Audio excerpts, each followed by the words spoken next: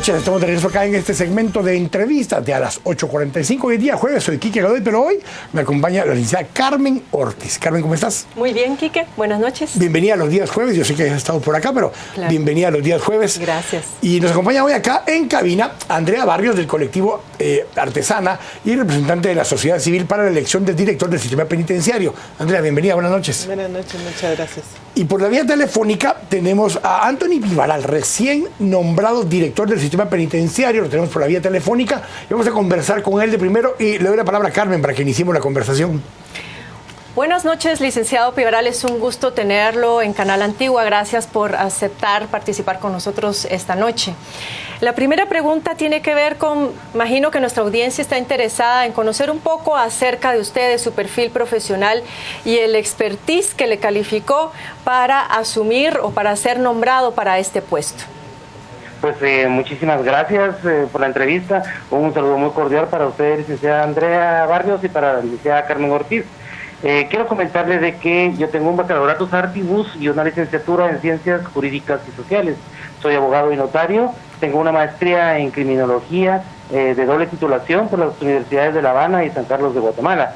Tengo el título de Educación Superior y el doctorado con peso cerrado de Sociología y Ciencias Políticas en la Universidad Pontificia de Salamanca, y actualmente estoy finalizando el doctorado en Derecho Penal y Procesal Penal en la sede central de la Universidad Da Vinci, independiente a varios diplomados internacionales y nacionales. Anthony, actualmente está como juez en San Marcos, por lo que entiendo. ¿Cómo fue el proceso de poder interesarse en participar para ser director del sistema penitenciario? Bueno, déjeme contarle que desde hace algunos años yo fui director ejecutivo de centros, de algunos centros de detención preventiva. Estuve en la ciudad de Antigua Guatemala, en Chimaltenango, Mazatenango, Cobán, Petén y Canadá como director de esos centros, y desde ahí me ha interesado muchísimo el qué hacer del sistema penitenciario. Quiero comentarle que todas mis tesis, la de grado, la de maestría y la de doctorado, han sido todas enfocadas a asuntos relacionados con el sistema penitenciario, y estoy muy convencido de que se puede hacer un buen trabajo y reencauzar el sistema penitenciario hacia donde la ley ordena. Usted fue director también de la Granja Penal Canadá, y en el 2009 usted fue detenido por la fuga de un reo en esa ocasión. ¿Cómo explica usted esa situación? Y luego me gustaría que la licenciada Barrios me comentara cómo es que este hecho no afectó finalmente el proceso de selección. Bueno, antes que nada quiero decirle de que efectivamente sí fui procesado por la fuga de un reo, pero luego resolví totalmente mi situación jurídica. Yo no tuve ninguna participación en ese hecho. Es más, ese lamentable hecho, dada la redundancia, se dio exactamente el día que yo me estaba graduando como abogado. Yo resolví mi situación jurídica en el juzgado de primera instancia de Escuintla. Se me aplicó una medida que se llama suspensión condicional de la persecución penal. Ni siquiera llegó a debate, no hubo pruebas en mi contra, y toda la situación está totalmente ejecutoriada desde el mes de noviembre del año 2011. Independientemente a eso, el artículo 24 de la Constitución Política de la República establece claramente que los antecedentes penales y policíacos no deben de ser limitantes para poder optar a un cargo público. Sin embargo, yo no poseo ni antecedentes policíacos ni penales, toda vez de que nunca fui, ni siquiera llegué a proceso por ese hecho. ¿Cómo lo explica, licenciada Barrios? ¿Cómo lo vio la comisión desde su perspectiva? Bueno, en cuanto a la situación que se menciona, sí, efectivamente aparecía, digamos, este antecedente que se manejó incluso en los medios de comunicación, pero en su momento el licenciado Vivaral envió todas las pruebas, que nosotros solo estábamos como observadoras dentro de este proceso, y ahí se clarificó lo que él acaba de mencionar, de que cómo se había dilucidado su situación jurídica y cómo había cerrado el proceso. Aún así, yo creo que la experiencia de haber estado privado de libertad, en este caso, siendo coherentes con lo que se pretende en un sistema penitenciario distinto y las oportunidades que las personas merecen, Yo creo que en este caso también la experiencia pues servirá para que él comprenda y haber vivido en carne propia esta situación que de alguna manera no afectó el proceso. Él actualmente es juez y para ser juez y ser relator suplente del Mecanismo Nacional contra la Tortura, esperaría yo que haya pasado todos los filtros y todas las pruebas suficientes para ser una persona que puede optar a un cargo público. Pero es importante decir que la reinserción es la lucha que tenemos para que las personas, no por haber estado en prisión preventiva o hayan sido condenados por una situación, no puedan tener la posibilidad de optar a un cargo público o tener una oportunidad laboral y de aportar a su país después de haber tenido una situación de esta naturaleza. Andrea, primera vez que se lleva a cabo un proceso de este tipo, aunque ustedes eran solo un consejo acompañante o asesor, ¿cómo vieron todo ese proceso, la mecánica que se dio y las personas que optaron por participar en el proceso? Bueno, yo creo que el hecho de que el ministro haya aceptado la petición que se le hizo desde las organizaciones de derechos humanos y sociales que trabajamos muy de cerca en el tema penitenciario, de abrir a un proceso de selección, un proceso de convocatoria abierta y haber aceptado en primera instancia el perfil que las organizaciones presentamos y en segundo momento haber aceptado la tabla de degradación que propuso el Movimiento Pro Justicia, sientan un precedente que, como conversábamos hoy con el ministro de Gobernación, el reto ahora es institucionalizar este proceso. Yo creo que la comisión hizo un trabajo bastante ético, profesional, muy serio. Había mucho compromiso por quienes integraron la comisión en llevar a cabo de manera transparente este proceso. La sociedad civil tuvimos la posibilidad de estar como observadoras y nos daban la posibilidad también de, siempre al finalizar cada reunión, de poder aportar, opinar o si teníamos algo importante, y me parece a mí que es un ejercicio democrático que va encaminado al fortalecimiento de la institucionalidad del Estado, que finalmente es lo que nos interesa. Después de semejante escándalo en el tema penitenciario, era complicado poder salir de una manera en que se le dé la confianza al sistema penitenciario nuevamente. Yo tengo otra pregunta para el licenciado Pivaral, y es que me parece que él fue juez también de Santa Cruz, Varillas. Es un lugar en donde tiene como lugar un conflicto alrededor de Hidro Santa Cruz y de la instalación de una hidroeléctrica. En el 2012 hubo la detención de 9 líderes, me parece, y hubo bastante tensión alrededor de este caso. En ese momento, el procurador de los derechos humanos, Jorge de León Duque, emitió una sanción moral por violación reiterada a los derechos humanos hacia su persona, precisamente porque se decía de que se había violado los procedimientos que usted estaba llevando para hacer justicia. ¿Qué nos podría decir sobre eso? Bueno, quiero aclararle que hasta el día de hoy me estoy enterando de la referida sanción, porque a mí la Procuraduría de Derechos Humanos jamás me ha notificado ningún tipo de sanción. A mí en su oportunidad me pidieron un informe circunstanciado sobre los hechos que se dieron el día 1 y 2 de mayo del 2012. Yo rendí ese informe a la Procuraduría de los Derechos Humanos y también a COPRED, y pues hasta ahora me estoy enterando de que yo tengo una sanción moral. En todo caso, también se estaría violando mi derecho de defensa, porque yo jamás he sido notificado de dicha sanción.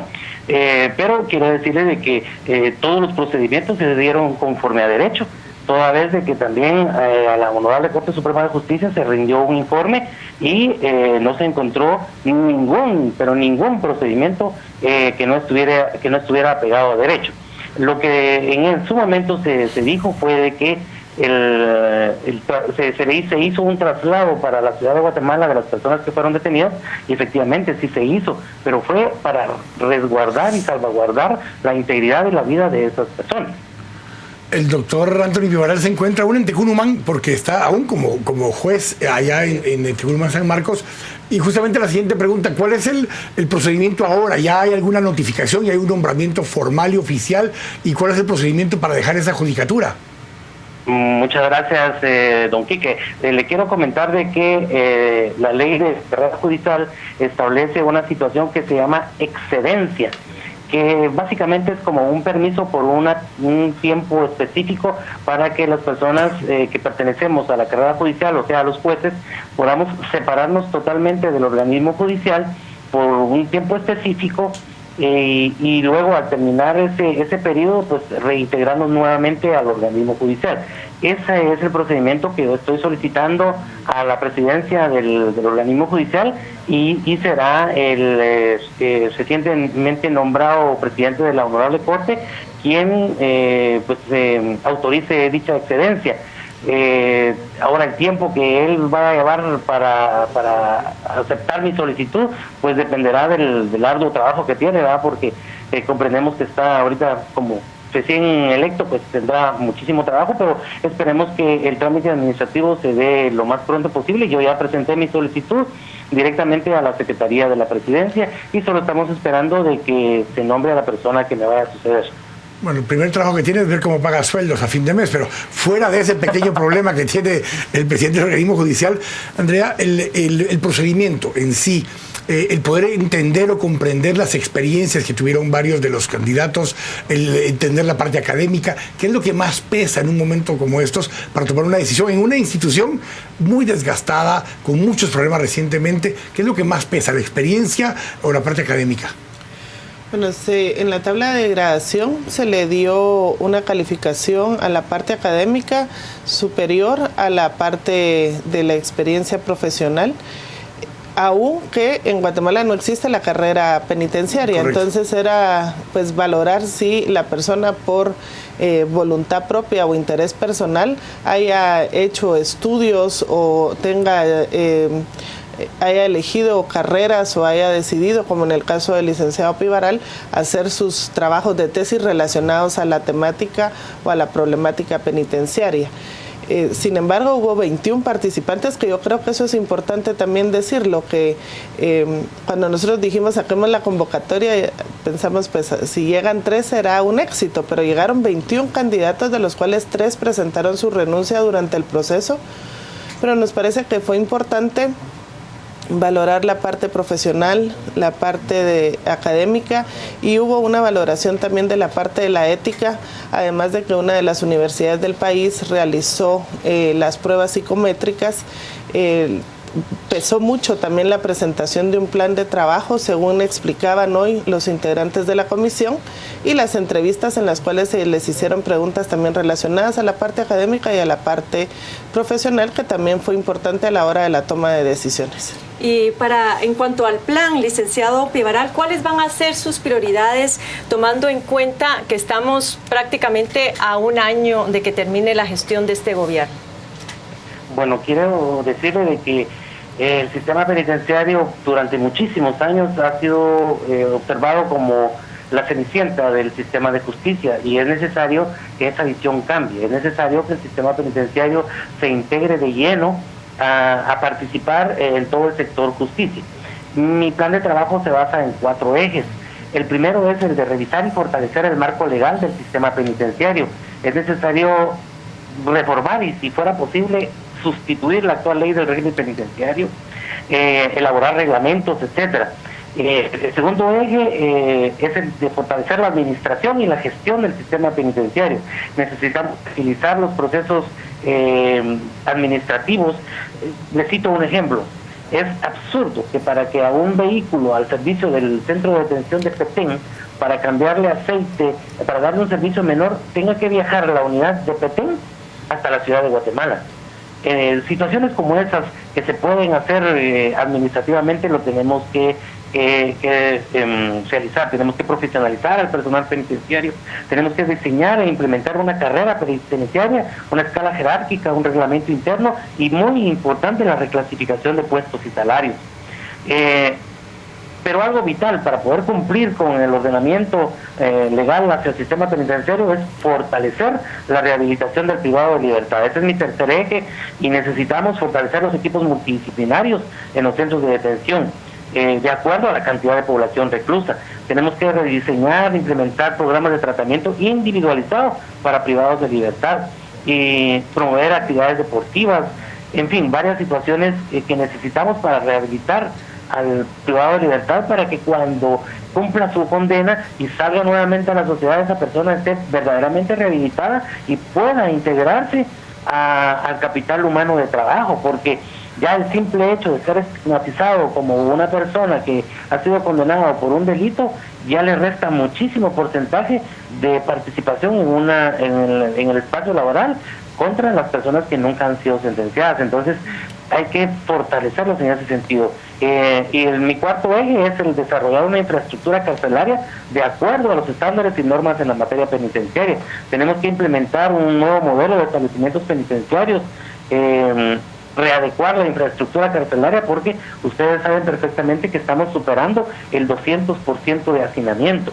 Es necesario que nos integremos todas las instituciones del sector justicia para que, de acuerdo al rol de cada una de estas instituciones, podamos tomar en consideración medidas sustitutivas de la privación de libertad. Les cito a manera de ejemplo, por decir, el uso de grilletes electrónicos o de pulseras electrónicas, en donde, por ejemplo, una persona que ha sido condenada por la acción de... Perdimos la señal ahí al final ya con el doctor Anthony Pivaral. Andrea, para concluir solo con este tema, satisfecha con el proceso, decía, habría que institucionalizarlo ya para adelante. ¿Habrá un acompañamiento también de esa instancia asesora en la implementación del plan de trabajo del doctor Pivaral? Sí, nosotras vamos a darle el acompañamiento en base al trabajo que el colectivo Artesana realiza desde ya hace 8 años dentro del sistema penitenciario, específicamente en el tema de mujeres privadas de libertad y de sus hijas e hijos, pero también como parte de quienes estamos acompañando el proceso de la implementación de la Política Nacional de Reforma Penitenciaria, que tendrá que ser el marco en el cual el licenciado Pivaral desarrolle sus acciones.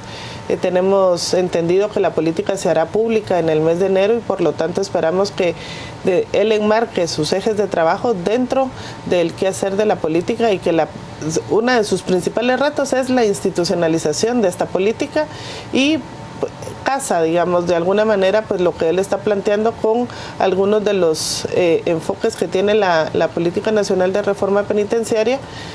No sé qué tanto a él le dará tiempo en un año de gestión, pero por lo menos institucionalizar la política creo que será por algo positivo para el sistema penitenciario y principalmente para las personas privadas de libertad, que son quienes se merecen un sistema penitenciario que atienda sus necesidades y que finalmente estas personas puedan regresar a la sociedad guatemalteca siendo personas rehabilitadas y con un buen proceso dentro del sistema penitenciario. Gracias, Andrea, por habernos acompañado. Y recuperamos la llamada con el doctor Anthony Pivaral, por lo menos para poder despedirnos y agradecerle que haya recibido la llamada desde Tecurumán, San Marcos, y pues estaremos pendientes de la toma de posición y que logre empezar a implementar parte de este plan que nos mencionaba. Así que muchas gracias, Anthony. Muchísimas gracias a ustedes por la entrevista y desde ya les digo que desde el momento de la toma de posición las puertas del despacho estarán abiertas para toda la prensa. Muchas gracias. Feliz noche. Hasta allá, hasta Tecurumán. Andrea, muchas gracias por habernos acompañado. Muchas gracias a ustedes. Tenemos que ir al corte. Estamos acá en las 8:45. Volvemos en un momento.